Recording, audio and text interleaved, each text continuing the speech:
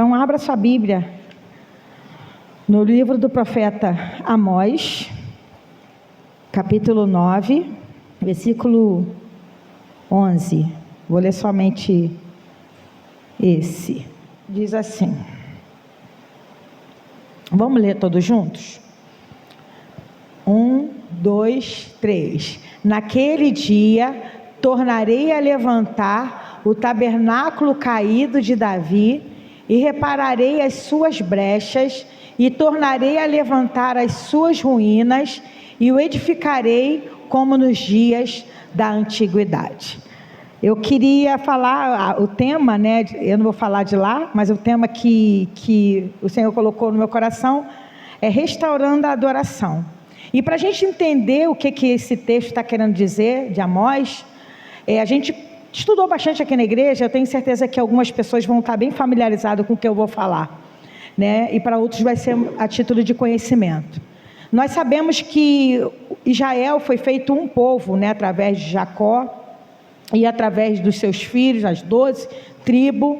E ali, enquanto eles ficaram na obediência, né, enquanto eles estiveram debaixo da obediência do Senhor, o Senhor manteve uma nação pura, uma nação santa, né? A primeira grande coisa que o Senhor fez foi levantar o Saul, por pedido do povo, pediu um rei, e foi levantado Saul, né, que inclusive foi o povo que pediu.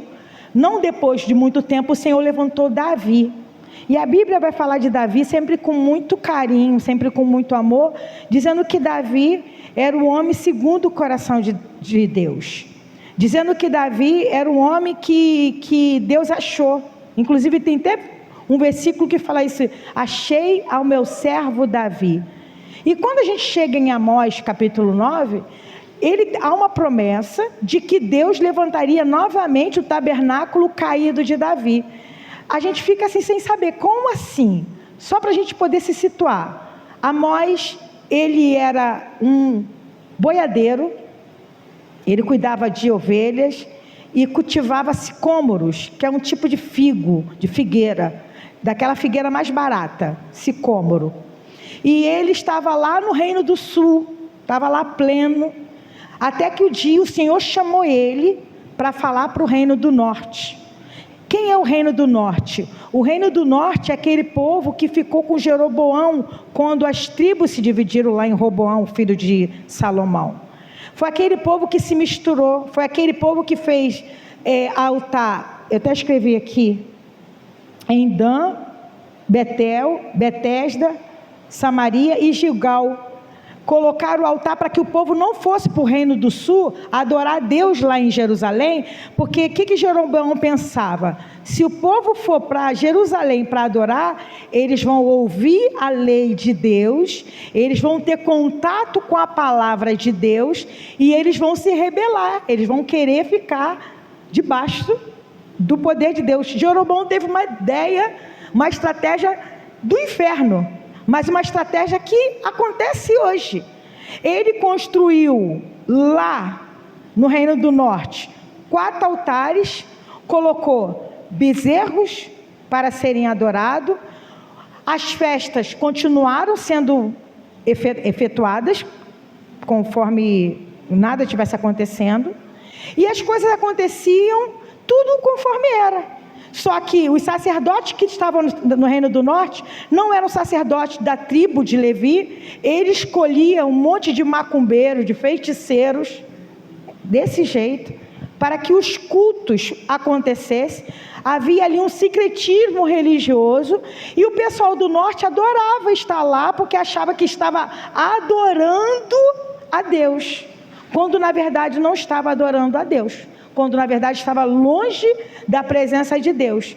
E a estratégia que Jeroboão usou foi exatamente essa. Enquanto o povo do Reino do Sul continuou com o templo lá em Jerusalém, continuou adorando a Deus lá em Jerusalém, da forma como a Bíblia diz, da forma como era, né? Até a Luli trouxe uma palavra semana passada, porque eles se perderam muitas vezes sobre Josias, Josias foi do Reino do Sul, e quando ele achou o livro que foi lido, eles ficaram atemorizados, porque a lei traz isso para a gente, a palavra, ela traz isso para a gente, ela traz para a gente prumo, ela traz para a gente o certo, e quem tem, né, entendimento, fala, eu preciso seguir essa lei, enquanto isso o pessoal do norte não fazia assim. O pessoal do norte fazia as coisas à sua maneira. E eu queria que vocês abrissem em 1 Reis. A gente vai ter a ler ali, para ficar mais fácil. No 1 Reis, capítulo 12, do 31 ao 33, só para ver o que está escrito, isso que eu acabei de falar. Exatamente o que eu acabei de falar. 1 Reis 12, 31 ao 33, diz assim, ó. Olha só o que Jeroboão fez. Jeroboão fez também santuário nos lugares altos, e dentre o povo constituiu sacerdote que não era dos filhos de Levi. Instituiu uma festa no 8º mês, no dia 10º do 5º mês, igual à festa que se realizava em Judá. E ofereceu sacrifícios no altar. Fez o mesmo em Betel, e ofereceu sacrifícios aos bezerros que havia feito. Também em Betel estabeleceu sacerdotes que serviam nos lugares altos que havia construído. No 15º mês, do 15º dia do 8º mês, escolhido, olha só gente, o que fala nessa versão? Escolhido a seu bel prazer. Ele subiu ao altar que havia construído em Betel e ordenou uma festa para os filhos de Israel. Subiu para queimar incenso, só até aí, até o 33. A seu bel prazer. Às vezes a gente tem uma ideia de que as coisas que estão acontecendo hoje no nosso meio é assim, a última novidade do mercado. Não, porque hoje as pessoas pecam mais do que antigamente. Não, porque hoje o que acontece está sendo pior. Gente, em todo o tempo que o pecado entrou no mundo, o pecado nos afasta de Deus. O pecado nos leva para errar o alvo o tempo todo. O pecado nos faz perder o foco das nossas vidas. O pecado faz a gente buscar as coisas ao nosso bel prazer. Aquilo que nos agrada, aquilo que faz bem para a gente. Quando o Senhor me deu essa palavra, e eu tive uma experiência que eu vou depois contar para vocês, porque a gente se perde no meio da nossa caminhada. É muito fácil se perder no meio da nossa caminhada com Cristo, porque estar aos pés do Senhor dá trabalho. Estar na presença de Deus é sobrenatural, porque natural é pecar. Natural é pensar errado, natural é falar mal dos outros, natural é mentir, natural é adulterar, isso é natural, é da nossa natureza humana. Agora, quando a gente fala de buscar a presença de Deus, se torna sobrenatural. Você pisca, você se distrai um pouquinho, você vê, você já está lá. E eu não estou falando, às vezes a gente pensa só de pecados cabeludos. Ah, mas eu nunca fiz isso, nunca fiz aquilo, nunca fiz... Gente, coisas que nos afastam da presença de Deus. Muitas coisas nos afastam da presença de Deus. E é no estalar de dedo. É no instante, quando a gente vê, a gente está longe da presença de Deus. Jeroboão fez o terrível. Mas o povo não questionou. Eu não vejo ninguém ali se rebelando, falando assim, está errado.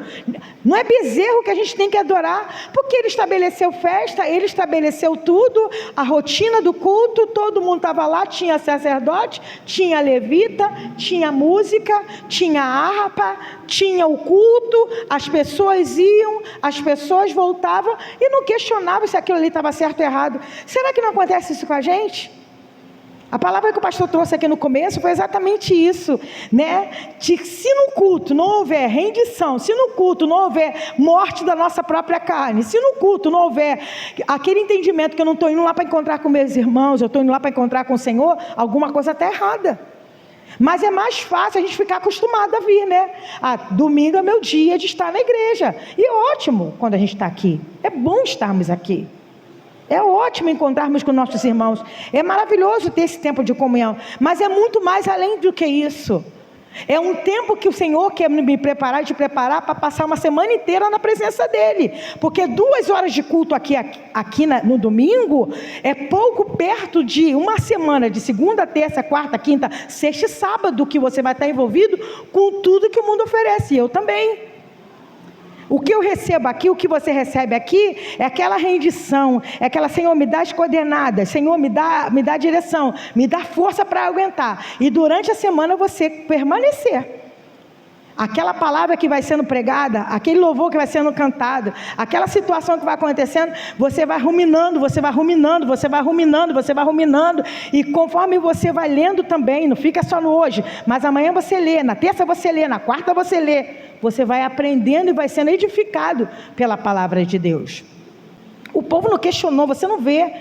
Jeroboão fez do jeito que ele quis, o povo gostou, estava pertinho de casa, estava o culto maneirinho, tinha bezerro, tinha dança, tinha música, só não tinha a presença de Deus. Só não tinha. Só isso. Eu me lembro muito na época que João Batista veio pregar. João Batista prega e fala: se arrepender porque é chegado o reino dos céus. Mas 400 anos de silêncio, os 400 anos de silêncio de Malaquias para Mateus, pensa você que não continuou o culto, não. Continuou culto, continuou oferta, continuou os fariseus sendo levantados para tomar conta da lei, os saduceus e tal. Só não tinha a presença de Deus. É muito fácil a gente se acostumar sem a presença de Deus. E eu fiquei pensando nisso, eu falei: meu Deus, como que Deus me confronta com isso?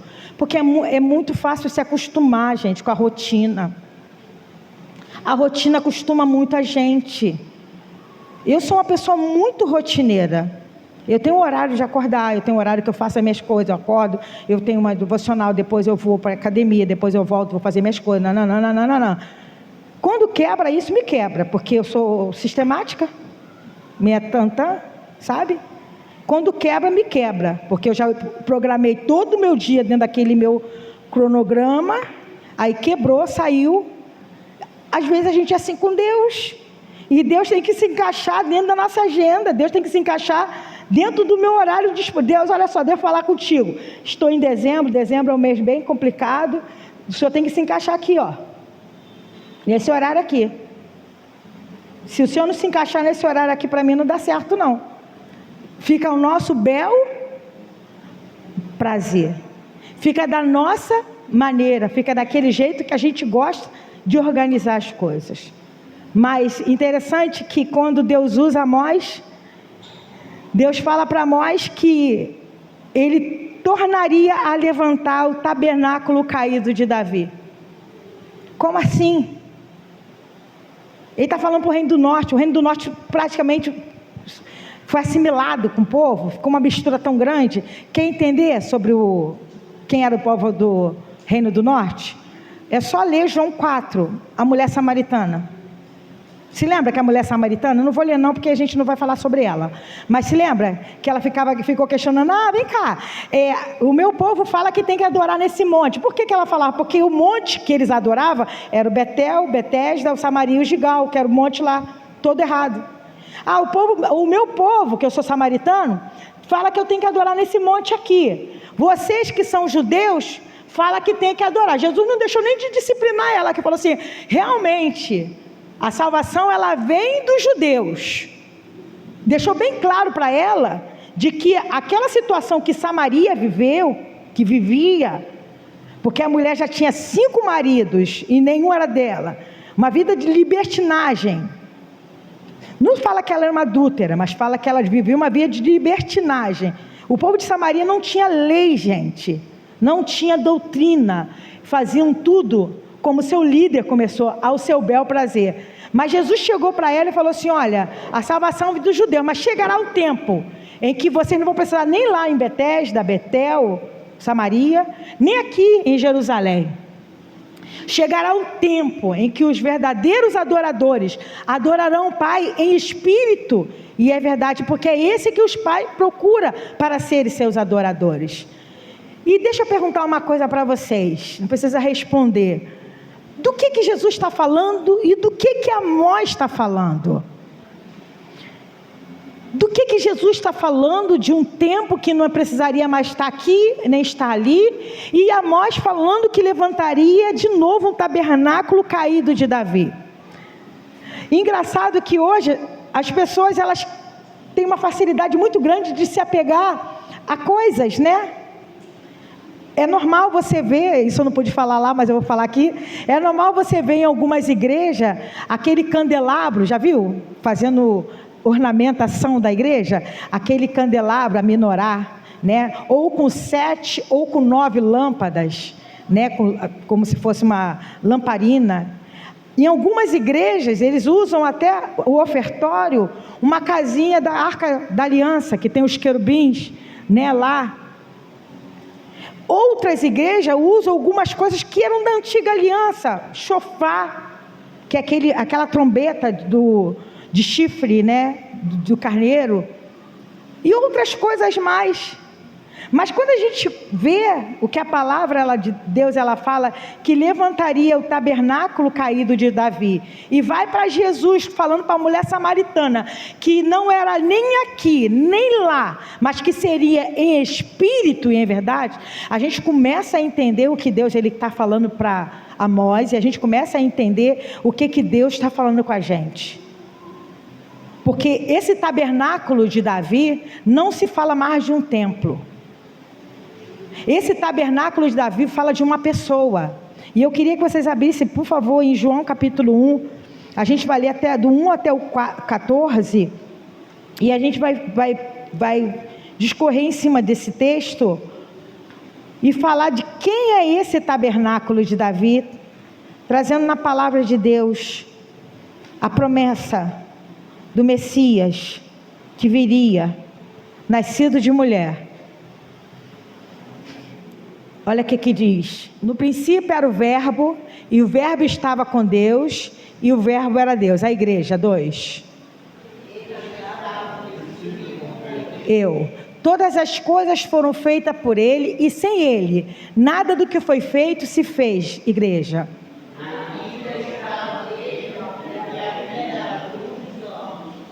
A luz resplandece nas trevas, e as trevas não prevaleceram contra ela.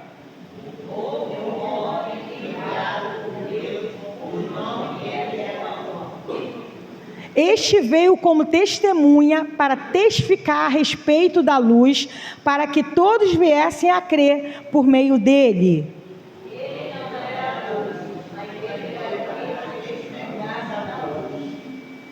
A verdadeira luz que vinda ao mundo ilumina toda a humanidade.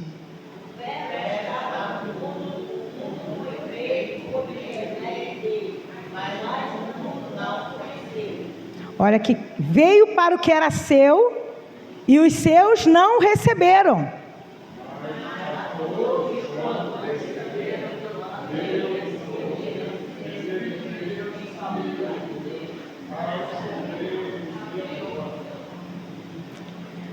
Os quais não nasceram do sangue, nem da vontade da carne, nem da vontade do homem, mas de Deus. E o Verbo se fez carne e habitou entre nós, cheio de graça e de verdade, e vimos a sua glória, glória como do unigênito do Pai. Teve uma confusão de traduções, né? Mas amém. A ideia é a mesma. Desde o começo, quando Deus criou o homem, né? Desde quando Deus criou o homem, a Bíblia fala, né, que Deus vinha na viração do dia conversar com o homem. Quando a gente fala da restauração, a adoração, é porque é restauração de verdade, algo que tinha, que era natural. Quando o homem veio, né, quando Deus criou o homem, e uma coisa que eu prestei atenção nessa semana, que quando Deus criou o mar, Deus criou primeiro o peixe ou criou primeiro o mar? Porque o mar foi criado para quem?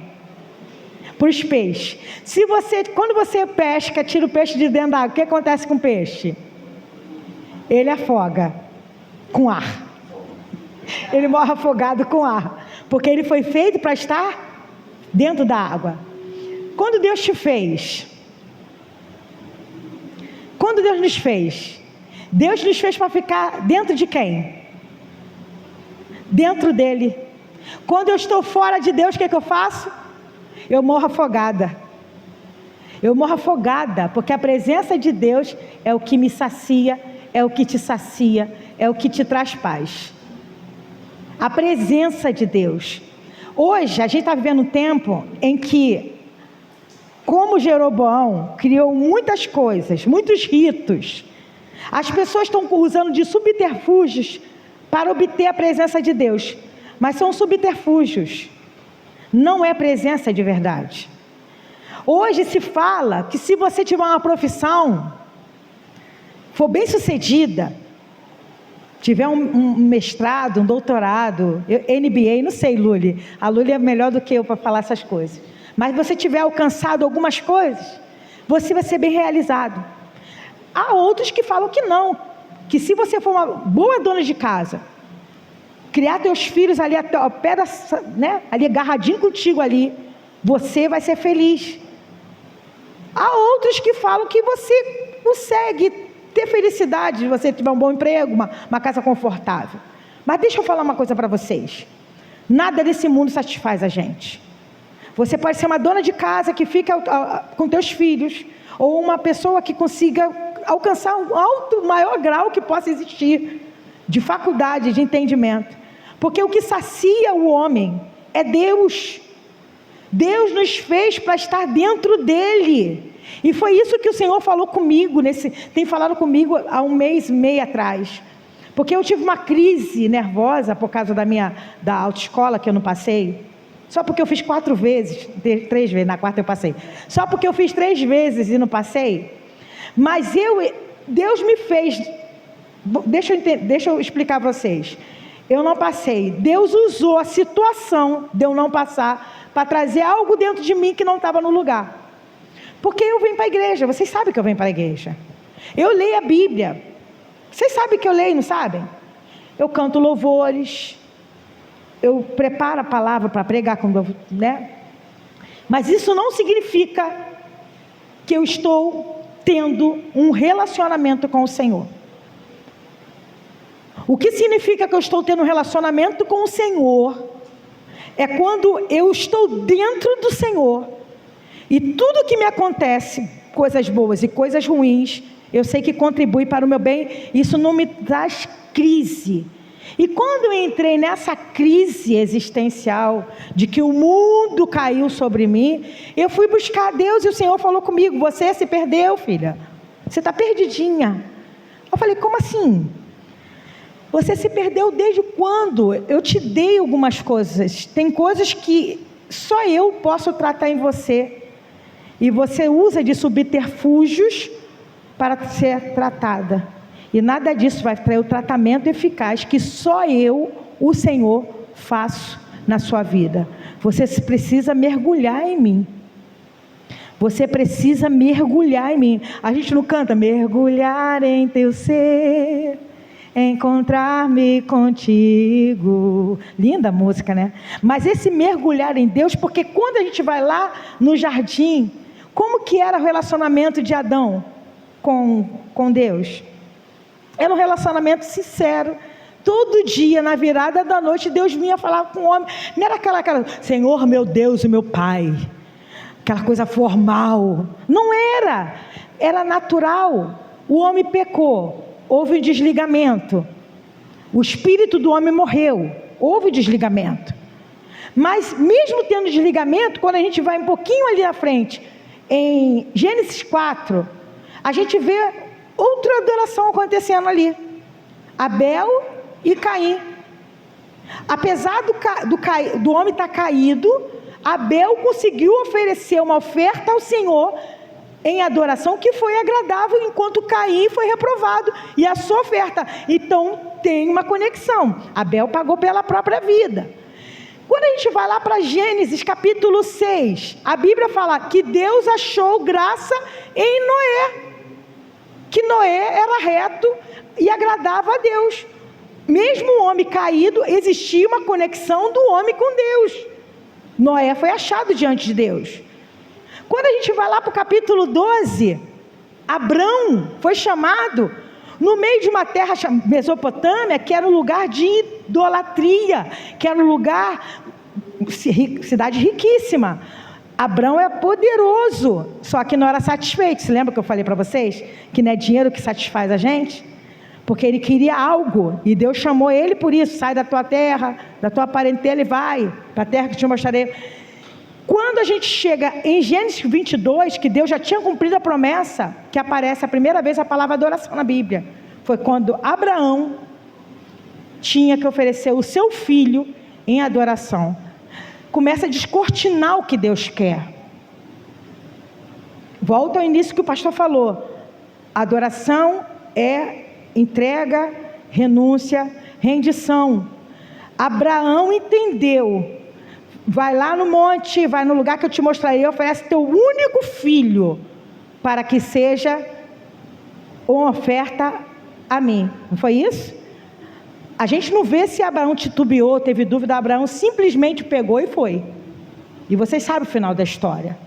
E durante toda a história você vê Deus levantando pessoas, uns e outros, até que achou Davi, porque da descendência de Davi que viria o verbo que se fez carne e habitou entre nós, e vimos a sua glória, glória como do unigênito do Pai.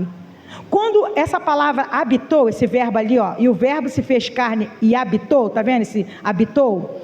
No original significa tabernaculou. O que significa isso? Significa vir morar dentro. O verbo se fez carne e tabernaculou entre nós, veio morar dentro de nós através do Espírito Santo. Então, quando Amós fala lá que levantaria o tabernáculo caído de Davi, ele levantou já. E não é a festa dos tabernáculos, e não é a festa da Páscoa, e não é a festa do Pentecoste, não é o culto da vitória, não é. Falei igual o pastor agora, não é, pastor, não é. Não é. É Cristo em nós, a esperança da glória. A restauração, a adoração é quando eu me encontro com o meu Criador. Esse tabernáculo novamente levantado é quando eu entendo o que Ele fez em mim e através de mim, por meio do verbo que se fez carne e tabernaculou, veio morar em nós. Eu não preciso da arca mais, eu não preciso do chofar, não precisa. Mas usa como instrumento, mas não precisa chamar. A presença de Deus não é mais chamada por causa de um sofá, não é sofá, chofar. Não precisa. Quiser usar como instrumento, vocês usem como pandeiro, qualquer coisa. Pode usar até como instrumento, mas não chama mais. Um blém do violão não chama mais a presença de Deus. A bateria vai tocar assim, para chamar, não chama. Quem chama a presença de Deus? São pessoas que o verbo se fez carne e tabernaculou, que veio morar dentro de nós. Quando Deus olha dos céus, não vê mais a mim, não vê mais a você, mas vê Jesus, a esperança da glória. Então, quando nós falamos da restauração e adoração, deixa eu falar uma coisa para vocês. Todo dia você vai ter que voltar. Todo dia. Todo dia, todo dia, todo dia, todo dia, todo dia, todo dia. É até chato, mas você vai ter que voltar para esse jardim todo dia. E quando eu vejo que eu estou me perdendo, que eu estou meia zonza, que eu estou com alguns sentimentos que não são meus, eu começo a buscar a presença do Senhor. Tem uma música que eu gosto, que foi a música que eu cantei essa semana, quando eu fui fazer a prova da autoescola. É uma música que fala assim: novamente estou aqui, Senhor, pois eu preciso de Ti totalmente. Novamente estou aqui em Sua presença, pois eu preciso de Ti desesperadamente. Abraça-me, Senhor, preciso tanto de Ti. Sem a presença da Tua glória, não poderei conseguir. Envolve-me, Senhor, preciso tanto de Ti. Sem a presença de Sua glória, não poderei prosseguir. Não me faça subir deste lugar, Senhor, se Tua presença não for comigo. Jesus, Tu és meu melhor amigo. Não me faça subir deste lugar, Senhor, se Tua presença não for comigo. Jesus, Jesus. Eu lembrei de Moisés. O Senhor falou assim: Moisés, eu não aguento mais esse povo, eu não aguento mais essa gente, eu vou mandar um anjo. O anjo vai lá, o anjo vai ajudar vocês. Aí Moisés fala assim: não me faça subir deste lugar, Senhor, se Tua presença não for comigo. Porque a gente não pode abrir mão da presença de Deus. Tem gente abrindo mão por causa de anjo, tem gente abrindo mão por causa da bandeja que está, tem gente que abre mão da presença de Deus por causa de chave de carro, por causa de chave de casa. Não abra mão da presença de Deus, igreja. Se Deus tem algo para você, vai vir, vai acontecer, acontece. Deus traz. Se Deus não tem, a presença dEle te basta. A presença dEle é tudo que você precisa, é tudo que eu preciso. E para a gente terminar esse momento, vamos ler o Salmo 16, que é um salmo também, só para a gente fechar, que a gente busque essa presença. Busque estar nele. Guarda-me, ó Deus, porque em Ti me refugio. Diga ao Senhor: Tu és o meu Senhor. Olha que lindo. Outro bem não possuo senão a Ti somente. Quanto aos santos que há na terra, eles são os notáveis, dos quais tenho todo o meu prazer. Muitas serão as dores do que trocam o Senhor por outros deuses. Não oferecerei as suas libações de sangue, e os meus lábios não pronunciarão os nomes deles. O Senhor é a porção da minha herança, é o meu cálice. Tu sustentas a minha sorte. As minhas divisas caíram em lugares agradáveis. É linda a minha herança. Bendigo o Senhor que me aconselha, pois até durante o sono o meu coração me ensina. Tenho o Senhor sempre diante de mim, estando Ele à minha direita, não serei abalado. Busque a presença do Senhor. Busque estar diante de Deus. Fala: Deus, me ajuda a estar contigo.